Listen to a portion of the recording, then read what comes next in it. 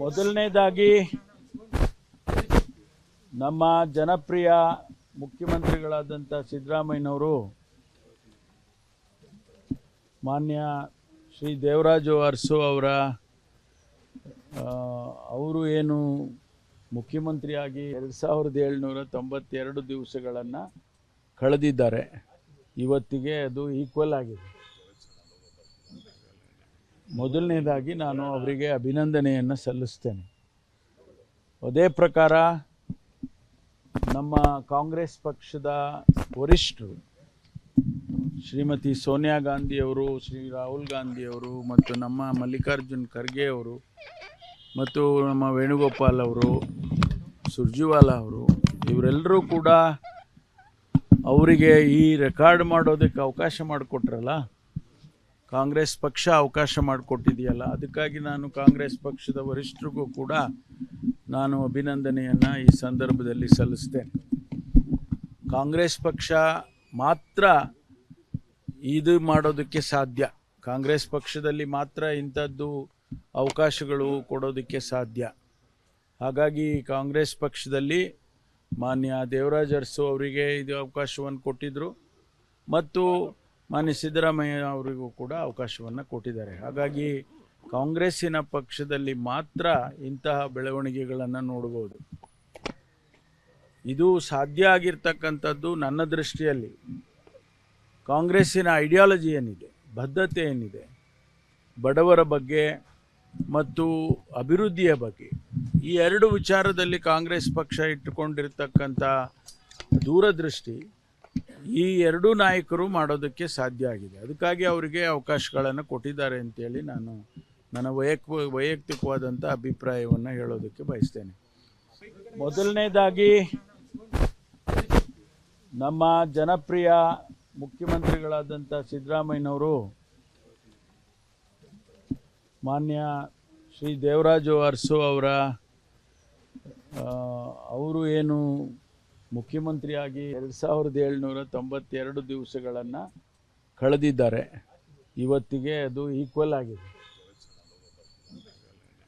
ಮೊದಲನೇದಾಗಿ ನಾನು ಅವರಿಗೆ ಅಭಿನಂದನೆಯನ್ನು ಸಲ್ಲಿಸ್ತೇನೆ. ಅದೇ ಪ್ರಕಾರ ನಮ್ಮ ಕಾಂಗ್ರೆಸ್ ಪಕ್ಷದ ವರಿಷ್ಠರು ಶ್ರೀಮತಿ ಸೋನಿಯಾ ಗಾಂಧಿಯವರು, ಶ್ರೀ ರಾಹುಲ್ ಗಾಂಧಿಯವರು ಮತ್ತು ನಮ್ಮ ಮಲ್ಲಿಕಾರ್ಜುನ್ ಖರ್ಗೆ ಅವರು ಮತ್ತು ನಮ್ಮ ವೇಣುಗೋಪಾಲ್ ಅವರು, ಸುರ್ಜೇವಾಲಾ ಅವರು, ಇವರೆಲ್ಲರೂ ಕೂಡ ಅವರಿಗೆ ಈ ರೆಕಾರ್ಡ್ ಮಾಡೋದಕ್ಕೆ ಅವಕಾಶ ಮಾಡಿಕೊಟ್ರಲ್ಲ, ಕಾಂಗ್ರೆಸ್ ಪಕ್ಷ ಅವಕಾಶ ಮಾಡಿಕೊಟ್ಟಿದೆಯಲ್ಲ, ಅದಕ್ಕಾಗಿ ನಾನು ಕಾಂಗ್ರೆಸ್ ಪಕ್ಷದ ವರಿಷ್ಠರಿಗೂ ಕೂಡ ನಾನು ಅಭಿನಂದನೆಯನ್ನು ಈ ಸಂದರ್ಭದಲ್ಲಿ ಸಲ್ಲಿಸ್ತೇನೆ. ಕಾಂಗ್ರೆಸ್ ಪಕ್ಷ ಮಾತ್ರ ಇದು ಮಾಡೋದಕ್ಕೆ ಸಾಧ್ಯ.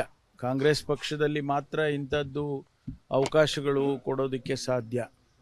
ಹಾಗಾಗಿ ಕಾಂಗ್ರೆಸ್ ಪಕ್ಷದಲ್ಲಿ ಮಾನ್ಯ ದೇವರಾಜ್ ಅರಸು ಅವರಿಗೆ ಇದು ಅವಕಾಶವನ್ನು ಕೊಟ್ಟಿದ್ದರು ಮತ್ತು ಮಾನ್ಯ ಸಿದ್ದರಾಮಯ್ಯ ಅವರಿಗೂ ಕೂಡ ಅವಕಾಶವನ್ನು ಕೊಟ್ಟಿದ್ದಾರೆ. ಹಾಗಾಗಿ ಕಾಂಗ್ರೆಸ್ಸಿನ ಪಕ್ಷದಲ್ಲಿ ಮಾತ್ರ ಇಂತಹ ಬೆಳವಣಿಗೆಗಳನ್ನು ನೋಡ್ಬೋದು.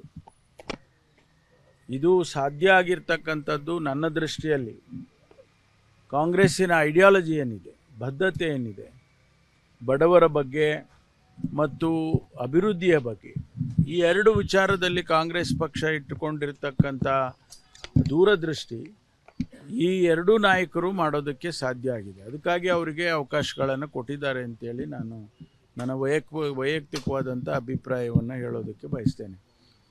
ಮೊದಲನೇದಾಗಿ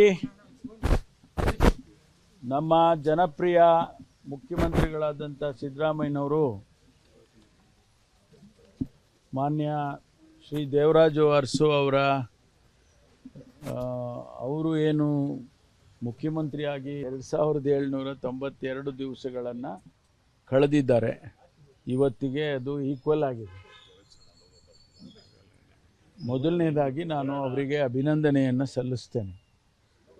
ಅದೇ ಪ್ರಕಾರ ನಮ್ಮ ಕಾಂಗ್ರೆಸ್ ಪಕ್ಷದ ವರಿಷ್ಠರು ಶ್ರೀಮತಿ ಸೋನಿಯಾ ಗಾಂಧಿಯವರು, ಶ್ರೀ ರಾಹುಲ್ ಗಾಂಧಿಯವರು ಮತ್ತು ನಮ್ಮ ಮಲ್ಲಿಕಾರ್ಜುನ್ ಖರ್ಗೆ ಅವರು ಮತ್ತು ನಮ್ಮ ವೇಣುಗೋಪಾಲ್ ಅವರು, ಸುರ್ಜೇವಾಲಾ ಅವರು, ಇವರೆಲ್ಲರೂ ಕೂಡ ಅವರಿಗೆ ಈ ರೆಕಾರ್ಡ್ ಮಾಡೋದಕ್ಕೆ ಅವಕಾಶ ಮಾಡಿಕೊಟ್ರಲ್ಲ, ಕಾಂಗ್ರೆಸ್ ಪಕ್ಷ ಅವಕಾಶ ಮಾಡಿಕೊಟ್ಟಿದೆಯಲ್ಲ, ಅದಕ್ಕಾಗಿ ನಾನು ಕಾಂಗ್ರೆಸ್ ಪಕ್ಷದ ವರಿಷ್ಠರಿಗೂ ಕೂಡ ನಾನು ಅಭಿನಂದನೆಯನ್ನು ಈ ಸಂದರ್ಭದಲ್ಲಿ ಸಲ್ಲಿಸ್ತೇನೆ.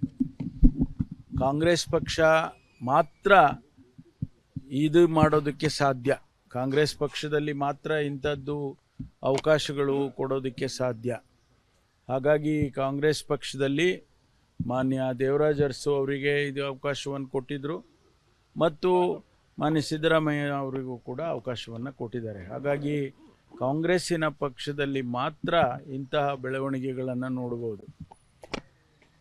ಇದು ಸಾಧ್ಯ ಆಗಿರ್ತಕ್ಕಂಥದ್ದು ನನ್ನ ದೃಷ್ಟಿಯಲ್ಲಿ ಕಾಂಗ್ರೆಸ್ಸಿನ ಐಡಿಯಾಲಜಿ ಏನಿದೆ, ಬದ್ಧತೆ ಏನಿದೆ, ಬಡವರ ಬಗ್ಗೆ ಮತ್ತು ಅಭಿವೃದ್ಧಿಯ ಬಗ್ಗೆ, ಈ ಎರಡು ವಿಚಾರದಲ್ಲಿ ಕಾಂಗ್ರೆಸ್ ಪಕ್ಷ ಇಟ್ಟುಕೊಂಡಿರ್ತಕ್ಕಂಥ ದೂರದೃಷ್ಟಿ ಈ ಎರಡೂ ನಾಯಕರು ಮಾಡೋದಕ್ಕೆ ಸಾಧ್ಯ ಆಗಿದೆ. ಅದಕ್ಕಾಗಿ ಅವರಿಗೆ ಅವಕಾಶಗಳನ್ನು ಕೊಟ್ಟಿದ್ದಾರೆ ಅಂತೇಳಿ ನಾನು ನನ್ನ ವೈಯಕ್ತಿಕವಾದಂಥ ಅಭಿಪ್ರಾಯವನ್ನು ಹೇಳೋದಕ್ಕೆ ಬಯಸ್ತೇನೆ. ಮೊದಲನೇದಾಗಿ ನಮ್ಮ ಜನಪ್ರಿಯ ಮುಖ್ಯಮಂತ್ರಿಗಳಾದಂಥ ಸಿದ್ದರಾಮಯ್ಯನವರು ಮಾನ್ಯ ಶ್ರೀ ದೇವರಾಜು ಅರಸು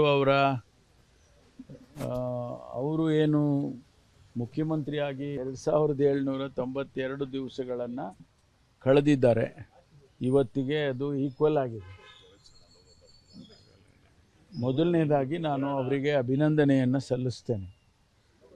ಅದೇ ಪ್ರಕಾರ ನಮ್ಮ ಕಾಂಗ್ರೆಸ್ ಪಕ್ಷದ ವರಿಷ್ಠರು ಶ್ರೀಮತಿ ಸೋನಿಯಾ ಗಾಂಧಿಯವರು, ಶ್ರೀ ರಾಹುಲ್ ಗಾಂಧಿಯವರು ಮತ್ತು ನಮ್ಮ ಮಲ್ಲಿಕಾರ್ಜುನ್ ಖರ್ಗೆ ಅವರು ಮತ್ತು ನಮ್ಮ ವೇಣುಗೋಪಾಲ್ ಅವರು, ಸುರ್ಜೇವಾಲಾ ಅವರು, ಇವರೆಲ್ಲರೂ ಕೂಡ ಅವರಿಗೆ ಈ ರೆಕಾರ್ಡ್ ಮಾಡೋದಕ್ಕೆ ಅವಕಾಶ ಮಾಡಿಕೊಟ್ರಲ್ಲ, ಕಾಂಗ್ರೆಸ್ ಪಕ್ಷ ಅವಕಾಶ ಮಾಡಿಕೊಟ್ಟಿದೆಯಲ್ಲ, ಅದಕ್ಕಾಗಿ ನಾನು ಕಾಂಗ್ರೆಸ್ ಪಕ್ಷದ ವರಿಷ್ಠರಿಗೂ ಕೂಡ ನಾನು ಅಭಿನಂದನೆಯನ್ನು ಈ ಸಂದರ್ಭದಲ್ಲಿ ಸಲ್ಲಿಸ್ತೇನೆ. ಕಾಂಗ್ರೆಸ್ ಪಕ್ಷ ಮಾತ್ರ ಇದು ಮಾಡೋದಕ್ಕೆ ಸಾಧ್ಯ, ಕಾಂಗ್ರೆಸ್ ಪಕ್ಷದಲ್ಲಿ ಮಾತ್ರ ಇಂಥದ್ದು ಅವಕಾಶಗಳು ಕೊಡೋದಕ್ಕೆ ಸಾಧ್ಯ. ಹಾಗಾಗಿ ಕಾಂಗ್ರೆಸ್ ಪಕ್ಷದಲ್ಲಿ ಮಾನ್ಯ ದೇವರಾಜ್ ಅರಸು ಅವರಿಗೆ ಇದು ಅವಕಾಶವನ್ನು ಕೊಟ್ಟಿದ್ದರು ಮತ್ತು ಮಾನ್ಯ ಸಿದ್ದರಾಮಯ್ಯ ಅವರಿಗೂ ಕೂಡ ಅವಕಾಶವನ್ನು ಕೊಟ್ಟಿದ್ದಾರೆ. ಹಾಗಾಗಿ ಕಾಂಗ್ರೆಸ್ಸಿನ ಪಕ್ಷದಲ್ಲಿ ಮಾತ್ರ ಇಂತಹ ಬೆಳವಣಿಗೆಗಳನ್ನು ನೋಡ್ಬೋದು. ಇದು ಸಾಧ್ಯ ಆಗಿರ್ತಕ್ಕಂಥದ್ದು ನನ್ನ ದೃಷ್ಟಿಯಲ್ಲಿ ಕಾಂಗ್ರೆಸ್ಸಿನ ಐಡಿಯಾಲಜಿ ಏನಿದೆ, ಬದ್ಧತೆ ಏನಿದೆ, ಬಡವರ ಬಗ್ಗೆ ಮತ್ತು ಅಭಿವೃದ್ಧಿಯ ಬಗ್ಗೆ, ಈ ಎರಡು ವಿಚಾರದಲ್ಲಿ ಕಾಂಗ್ರೆಸ್ ಪಕ್ಷ ಇಟ್ಟುಕೊಂಡಿರ್ತಕ್ಕಂಥ ದೂರದೃಷ್ಟಿ ಈ ಎರಡೂ ನಾಯಕರು ಮಾಡೋದಕ್ಕೆ ಸಾಧ್ಯ ಆಗಿದೆ. ಅದಕ್ಕಾಗಿ ಅವರಿಗೆ ಅವಕಾಶಗಳನ್ನು ಕೊಟ್ಟಿದ್ದಾರೆ ಅಂತೇಳಿ ನಾನು ನನ್ನ ವೈಯಕ್ತಿಕವಾದಂಥ ಅಭಿಪ್ರಾಯವನ್ನು ಹೇಳೋದಕ್ಕೆ ಬಯಸ್ತೇನೆ.